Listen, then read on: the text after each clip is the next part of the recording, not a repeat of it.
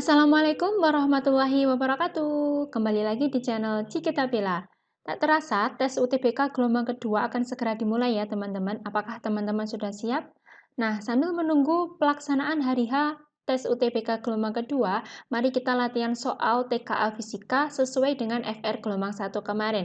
Nah, di sini bukan soal asli, melainkan tipe soalnya kurang lebih nanti seperti itu ya teman-teman. Silakan teman-teman simak soal-soalnya, tapi sebelum itu jangan lupa teman-teman untuk klik tombol subscribe, tekan tombol loncengnya, jangan lupa juga like, komen, dan share sebanyak-banyaknya ya.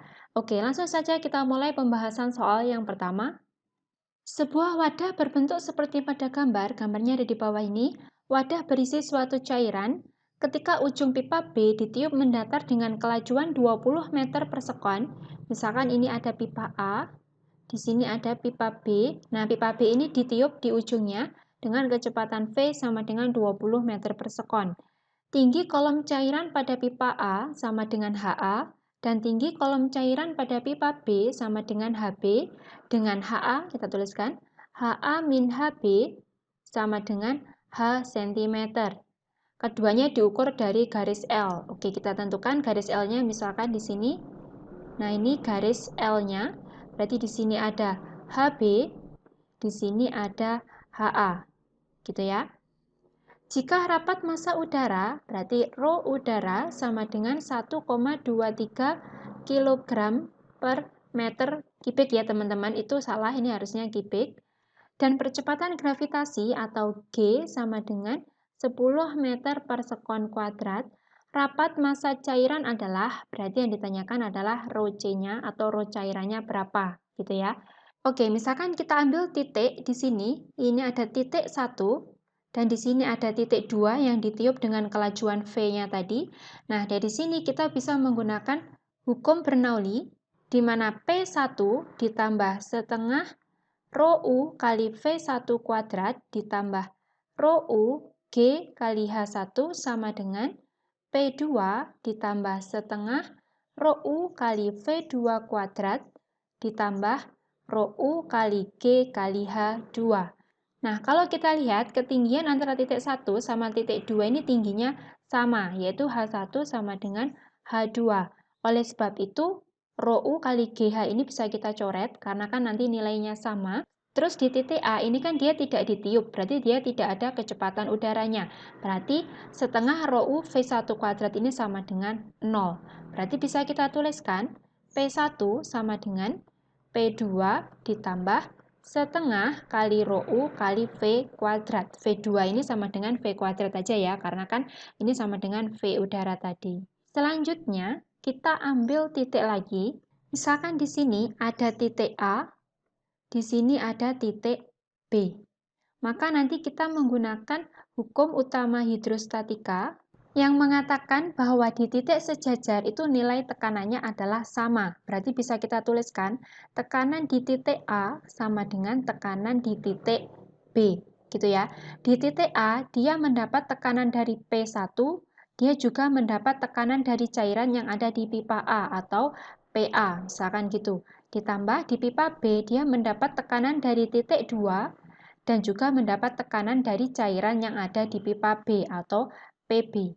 P1 tadi kan udah kita cari nih persamaannya, ada P1 sama dengan sekian ini ya. Kita masukkan ke sini, jadinya P2 ditambah setengah rho U kali V kuadrat ditambah PA, tekanan cairan A itu sama dengan rho cairan dikali G dikali tinggi cairan di pipa A sama dengan P2 ditambah tekanan cairan di pipa B, yaitu rho cairan kali G kali tinggi cairan di pipa B. Nah, di sini ada P2, di sini juga ada P2, kita coret karena nanti nilainya sama. Oke, kita lanjutkan di sini. Selanjutnya bisa kita tuliskan setengah rho U kali V kuadrat sama dengan, nah ini rho C kali G kali HA, kita pindah ke kanan, jadinya kan sama-sama punya rho C kali G, kita keluarkan, jadinya rho C kali G kali HB min HA. Nah, dari sini bisa kita ketahui HA min HB sama dengan H, berarti kalau HB min HA itu sama dengan min H, gitu ya.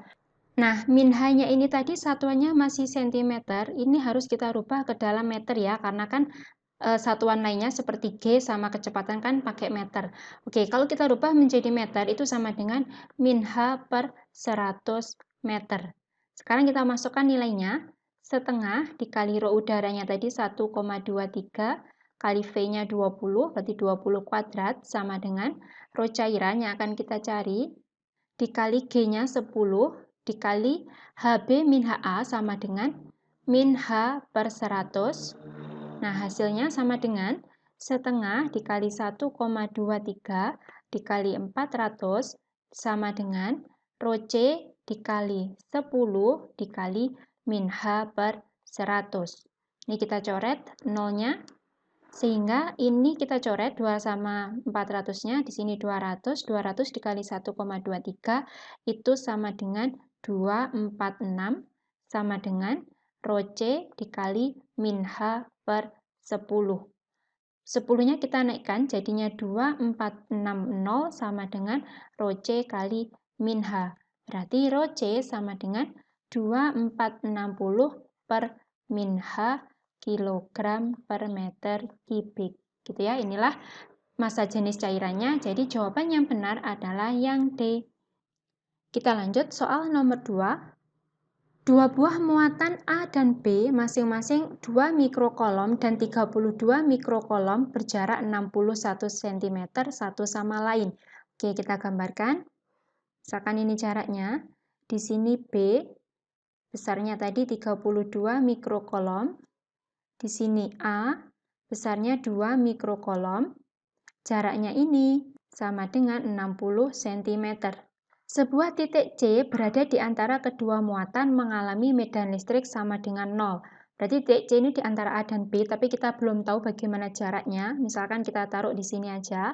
Di sini titik C, jaraknya dari A kita nggak tahu. Misalkan kita tuliskan RA.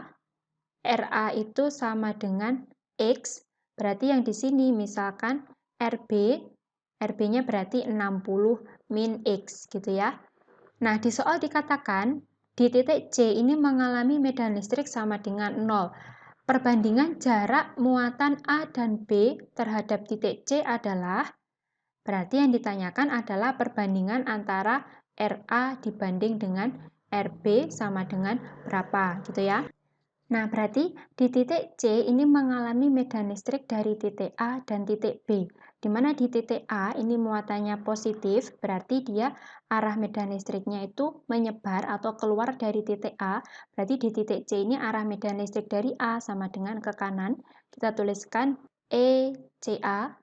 Terus yang dari titik B, karena dia juga positif, berarti arahnya juga menyebar dari titik B, berarti di titik C ini gambarnya ke kiri. Kita beri nama ECB. Nah, tadi di soal diketahui bahwa medan listrik di titik C itu sama dengan 0, di mana medan listrik di titik C itu sama dengan ECA dikurangi dengan ECB sama dengan 0. Atau kita tuliskan ECA sama dengan ECB. Kita masukkan rumus dari medan listrik, di mana medan listrik itu K dikali Q, karena di sini ada QA per RA kuadrat sama dengan K kali QB per RB kuadrat. Karena nilai K-nya sama, kita coret. Terus sekarang kita masukkan nilainya. Muatannya dari A, tadi kan 2 mikrokolom atau 2 kali 10 pangkat min 6 per RA, jarak dari A ke C, tadi misalkan X, berarti X kuadrat, sama dengan muatan di titik B itu 32 mikrokolom atau 32 kali 10 pangkat min 6 per jarak dari titik C ke titik B itu sama dengan 60 min X, jangan lupa dikuadratkan. 10 pangkat min 6-nya kita coret, yang ada X-nya kita jadikan 1, misalkan kita pindah, 60 ininya pindah ke kiri, terus 2-nya pindah ke bawah gitu ya. Jadinya 60 min X per X, jangan lupa dikuadratkan, sama dengan 32 per 2. Berarti 60 min X per X kuadrat sama dengan 32 dibagi 2 yaitu 16. Biar ini kuadratnya hilang berarti harus diakar. Yang kiri diakar, yang kanan juga diakar. Jadinya nanti 60 min X per X sama dengan akar 16 yaitu 4.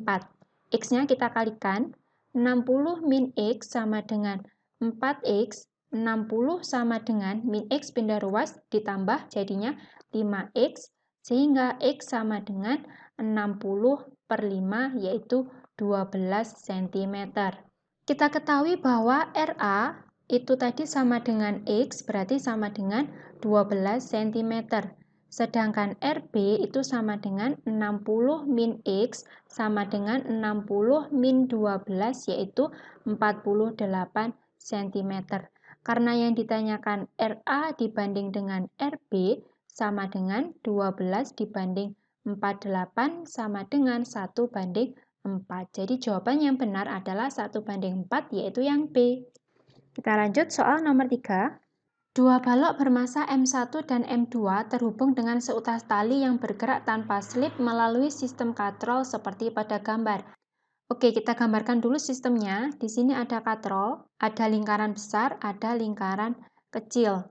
Misalkan lingkaran kecil ini memiliki jari-jari R2, karena kalau di soal tahu ya, di sini ada R1 yang lebih besar daripada R2. Terus di sini ada R besar atau jari-jari 1. Nah, lingkaran yang besar ini dihubungkan dengan massa, yaitu M1, sedangkan di katrol yang kecil ini dihubungkan massa, yaitu dengan M2. Oke, selanjutnya kita gambarkan gaya-gayanya. Di sini ada gaya berat atau ada M1 kali G, di sini ada M2 kali G. Nah, terus yang di sini ada T1. T1 sudah ada nilainya, yaitu 30 Newton. Di sini ada T2, nilainya 22 Newton. Terus diketahui juga katrol ini memiliki momen inersia atau I sama dengan 2,12 kg meter persegi. Diketahui G sama dengan 10 meter per sekon kuadrat. Dan tegangan talinya udah ya tadi. Yang ditanyakan yaitu rasio massa balok M1 terhadap M2 atau perbandingan antara M1 dibanding M2 sama dengan berapa gitu ya. Oke, sekarang kita tinjau katrol. Di mana di katrol ini ada dua gaya yang menyebabkan katrol itu berputar, berarti ada torsi, di mana sigma tau sama dengan I kali alfa. Sigma tau tadi ada dua gaya yang menyebabkan katrol itu berputar, yaitu ada T1 dikali R1 min T2 kali R2. Kenapa dia min? Karena arahnya kan berlawanan antara T1 sama T2 ini. Sama dengan I kali alfa. Oke, sekarang kita masukkan nilainya. T1 tadi nilainya 30 dikali R1. R1 kan masih 50 cm. Kita rubah ke dalam meter yaitu 0,5 min T2-nya 22 dikali R2-nya 20 cm. Kita rubah ke dalam meter yaitu 0,2 sama dengan I-nya tadi 2,12 dikali alfa. 30 dikali 0,5 yaitu 15 min 22 dikali 0,2 ini sama dengan 4,4 sama dengan 2,12 alfa. 15 dikurangi 4,4 itu 10,6 sama dengan 2,12 kali alfa. Atau alfa sama dengan 10,6 dibagi 2,12 hasilnya yaitu 5 radian per sekon. Oke, karena katrol besar dan katrol kecil ini berada pada satu poros yang sama, berarti nilai alfanya itu sama, yaitu alfa 1 sama dengan alfa 2. Yang berbeda itu adalah nilai percepatan liniernya, di mana kita tahu bahwa persamaan alfa itu sama dengan A per R. Karena R-nya berbeda, maka A-nya ini jelas berbeda. Berarti kita kalau mau mencari A atau percepatan linier itu sama dengan alfa kali R. Oke, kita cari dulu A1, berarti A1 sama dengan alfa dikali R1. Alfa tadi nilainya 5, R1-nya 50 cm, kita jadikan ke meter, yaitu 0,5 sama dengan 2,5 meter per sekon kuadrat. Selanjutnya kita cari A2. A2 sama dengan alfa dikali R2 sama dengan alfanya 5, R2-nya kan 0,2 ya. 0,2, 5 dikali 0,2 sama dengan 1 meter per sekon kuadrat. Nah, selanjutnya untuk mencari massa, kita tinjau satu-satu benda itu. Misalkan kita tinjau dulu benda 1. Nah, dimana karena sistem itu bergerak, berarti kita pakai hukum 2 Newton. Sigma F sama dengan M1 kali A. Sigma F-nya ini ada M1 kali G min T1 sama dengan M1 kali A. Kita masukkan nilainya, M1-nya tetap M1 kali 10 min T1-nya 30 sama dengan M1 kali A-nya 2,5. 10 M1 dikurangi 30 sama dengan 2,5 M1. 2,5-nya pindah ke kiri, min 30-nya pindah ke kanan. Jadinya 10 dikurangi 2,5 yaitu 7,5. M1 sama dengan 30. Berarti M1 sama dengan 30 dibagi 7,5 sama dengan 4 kg. Selanjutnya kita tinjau benda 2. Sama kayak tadi menggunakan hukum 2 Newton, sigma F sama dengan M2 kali A. Sigma F-nya yaitu ada T2 min M2 kali G sama dengan M2 dikali A. Nah, kenapa kok yang di sini T-nya nilainya positif, yang di sini T-nya nilainya negatif? Nah, sebenarnya itu tergantung dengan pergerakan benda. Kalau kita tinjau benda 1, kan benda bergerak ke bawah. Jadi gaya yang searah dengan pergerakan benda kita anggap nilainya positif, yaitu ada M1 kali G, yang berlawanan nilainya negatif, yaitu T1. Sama seperti ini, kita tinjau benda 2, yang searah dengan pergerakan benda itu nilainya positif, karena benda bergerak ke atas, berarti T2-nya positif, M2 kali G-nya bernilai negatif. Oke, sekarang kita masukkan nilainya. T2-nya tadi 22 Newton dikurangi M2 dikali 10 sama dengan M1, M2-nya belum tahu, M2 kali A-nya yaitu 1 ini A2 ya, ini tadi A1. Berarti 22 sama dengan M2 ditambah 10 M2 atau 22 sama dengan 11 M2, berarti M2-nya sama dengan 22 dibagi 11 yaitu 2 kg. Nah, sekarang kita bandingkan di mana perbandingan antara M1 dibanding dengan M2 itu sama dengan 4 kg dibanding 2 kg atau 2 banding 1 gitu ya. Jadi jawaban yang benar adalah yang B. Oke, kita lanjut soal nomor 4. Dinding sebuah rumah terdiri dari 2 lapisan. Lapisan A dengan ketebalan LA dan konduktivitas termal Ka berada pada sisi luar rumah. Lapisan B dengan ketebalan LB dan konduktivitas termalnya Kb sama dengan 0,5 Ka berada di sisi dalam rumah.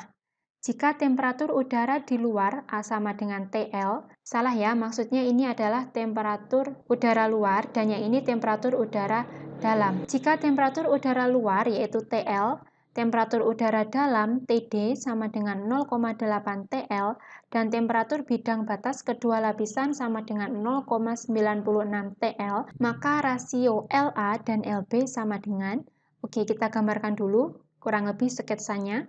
Nah, misalkan ilustrasinya seperti ini ada sisi luarnya, dan yang ini adalah sisi dalamnya. Di mana sisi luarnya ini panjangnya LA, dan sisi dalamnya panjangnya LB. Temperatur suhu luarnya yaitu TL, sedangkan temperatur suhu dalamnya atau TD itu sama dengan 0,8 TL, dan suhu di tengah-tengahnya ini itu sama dengan T, yaitu sama dengan 0,96 TL. Nah, ini merupakan salah satu contoh peristiwa perpindahan kalor secara konduktivitas. Ada laju perpindahan kalor secara konduktivitas di mana Q per T itu sama dengan K kali A kali delta T per L. Kita anggap laju kalornya ini sama, berarti kita bandingkan. Q per T untuk lapisan luar yaitu A sama dengan Q per T untuk lapisan dalam atau B. Kita masukkan persamaannya, berarti di sini ada Ka dikali A dikali delta TA per LA sama dengan Kb dikali A dikali delta TB per LB. Nilai A atau luas permukaannya kita anggap sama karena kan yang membedakan hanya suhu dan ketebalannya saja. Berarti A-nya ini sama, kita coret. KA, nilainya tetap KA, dikali delta TA, berarti ada TL min 0,96. TL per LA sama dengan KB nilainya 0,4. KA dikali delta TB berarti ada 0,96. TL min 0,8 TL per LB. Oke, KA-nya bisa kita coret karena nilainya juga sama. TL dikurangi 0,96 TL itu sama dengan 0,04 TL per LA sama dengan, oh maaf ini 0,5 ya teman-teman, sama dengan 0,5 dikali 0,96 dikurangi 0,8 itu 0,16 TL per LB. TL-nya kita coret, 0,04 kita sederhanakan dengan 0,16, di sini 4, di sini 1. Berarti 1 per LA sama dengan 0,5 dikali 4 itu sama dengan 2 per LB. Karena yang ditanyakan LA dibanding dengan LB, maka LA-nya pindah ke atas, 2-nya pindah ke bawah, sama dengan 1 per 2. Jadi jawabannya yang benar adalah yang C, 1 banding 2. Kita lanjut soal nomor 5. Sebuah pesawat ruang angkasa meninggalkan sebuah planet X dengan kecepatan tetap 4 meter per sekon. Berarti V-nya sama dengan 4 meter per sekon. Di dalam pesawat itu terdapat sebuah bandul matematis dengan panjang L misalkan 50 cm atau 0,5 meter. Frekuensi yang terukur saat pesawat lepas landas adalah frekuensinya F-nya yaitu 3 per pi Hz. Maka dapat diprediksi bahwa percepatan gravitasi di planet itu sebesar, seperti yang ditanyakan nilai G-nya sama dengan berapa meter per sekon kuadrat. Nah, misalkan di sini ada pesawat. Pesawat ini dipercepat dengan percepatan A, dan di dalam pesawat ini ada bandul yang digantung dengan tali. Maka bandul ini nanti akan berayun secara harmonis gitu ya. Di mana besarnya frekuensi ayunan bandul F itu sama dengan 1 per 2 pi dikali akar percepatan relatif, di mana percepatan relatif itu ada percepatan pesawat ditambah dengan percepatan gravitasi per panjang tali. Gitu ya. Nah, di sini tadi diketahui bahwa kecepatannya tetap. Kalau kecepatannya tetap, berarti nilai A itu sama dengan 0. Sehingga F di sini bisa kita tuliskan 1 per 2 pi akar A plus G, karena A-nya 0, berarti hanya ada G per L. Gitu ya. Oke, sekarang kita masukkan nilainya. Nilai dari F tadi yaitu 3 per pi sama dengan 1 per 2 pi akar G per L-nya tadi 0,5. Pi-nya kita coret, berarti 3 sama dengan 1 per 2 akar G per 0,5. Atau 2-nya kita naikkan, jadinya 6 sama dengan akar G per 0,5. Biar akarnya hilang dikuadratkan, jadinya 36 sama dengan G per 0,5. Atau G sama dengan 36 dikali 0,5 sama dengan 18 meter per sekon kuadrat. Jadi itulah besarnya percepatan gravitasi di planet tersebut. Jadi jawaban yang benar adalah yang B. Kita lanjut soal yang terakhir, nomor 6. Dua sumber bunyi A dan B serta pengamat O terletak di sumbu X. Sejajar ya, antara A, O, dan B, sebagaimana yang ada pada gambar. Kedua sumber menghasilkan bunyi dengan frekuensi sama, berarti Fs sama dengan F, cepat rambat bunyi di udara atau V sama dengan V udara atau VU, pengamat O, sumber A, dan sumber B bergerak ke kanan berturut-turut dengan kelajuan, berarti ini O, bergerak ke kanan dengan kecepatan misalkan VO, yaitu nilainya 0,2 VU, sedangkan yang A bergerak ke kanan juga dengan kecepatan VA. Oh ya, kita tuliskan di sini aja ya. VO-nya tadi 0,2 VU, terus VA itu 0,4 VU, terus yang benda B, sumber B juga bergerak ke kanan dengan kecepatan VB, di mana nilainya VB sama dengan 0,6 VU. Nah, untuk mengerjakan soal ini, kita menggunakan efek Doppler, di mana FP, frekuensi yang didengar, itu sama dengan V plus minus VP per V plus minus Vs dikali Fs, di mana VP itu frekuensi yang didengar, dan V itu adalah kecepatan bunyi di udara, VP adalah kecepatan pendengar, Vs adalah kecepatan sumber, dan Fs adalah frekuensi yang dikeluarkan oleh sumber bunyi. Nah, selain itu, di soal tadi diketahui jika selisih frekuensi kedua sumber bunyi ini menurut pengamatan pendengar adalah A, berarti delta Fp, selisih frekuensi yang didengar, sama dengan A, gitu ya. Oke, dari sini nanti, Vp itu akan bernilai positif ketika pendengar mendekati sumber. Vp akan bernilai negatif ketika pendengar menjauhi sumber. Sedangkan Vs akan bernilai positif ketika dia menjauhi pendengar dan bernilai negatif ketika mendekati pendengar. Oke, kita kerjakan satu-satu dulu ya. Misalkan ini antara pendengar O dan sumber bunyi A, atau antara O dengan A. Berarti di sini ada FPA sama dengan V, karena O, pendengar, ini kan menjauhi sumber, berarti dia nilainya min VP per V, karena sumbernya ini mendekati pendengar, nilainya juga min, berarti min Vs dikali Fs, gitu ya. Kita masukkan nilainya, V-nya tadi adalah VU, min VP-nya atau VO sama dengan 0,2 VU per VU, min Vs-nya tadi A, yaitu 0,4 VU dikali dengan Fs-nya yaitu F. Sama dengan VU dikurangi 0,2 VU, yaitu 0,8 VU per 0,6 VU dikali F, atau sama dengan ini 0,nya kita coret saja, 8 dibagi 6, 8 per 6 itu sama dengan 4 per 3, VU-nya kita coret, berarti sama dengan 4 per 3 F. Ini untuk yang FPA. Nah, sekarang antara sumber bunyi O dengan B. Misalkan kita tuliskan FPB gitu ya. Sama dengan V. Nah, kita lihat VP-nya. VP-nya mendekati sumber bunyi, berarti dia nilainya positif VP per V. Sumbernya menjauhi pendengar, berarti dia juga positif. Positif Vs kali Fs. Kita masukkan nilainya, V-nya tadi adalah VU, ditambah VP-nya itu 0,2 VU per V ditambah 0,6 VU dikali F. Sama dengan 1,2 VU per 1,6 VU dikali F.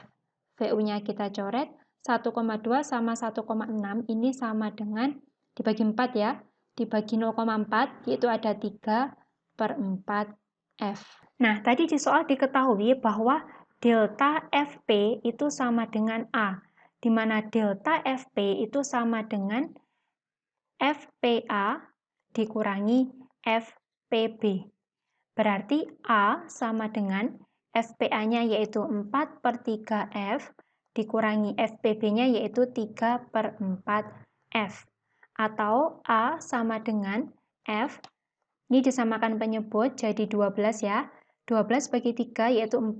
4 kali 4 min 3 kali 3. Berarti A sama dengan F dikali 16 dikurangi 9 itu ada 7. Berarti 7 per 12. Karena yang ditanyakan F-nya, berarti F sama dengan A dibagi 7 per 12 atau sama dengan 12A per 7. Nah, inilah nilai F-nya, berarti jawaban yang benar adalah yang D. Nah, demikianlah pembahasan soal-soal latihan untuk persiapan tes UTBK gelombang kedua. Semoga video ini bermanfaat dan bisa membantu teman-teman untuk belajar.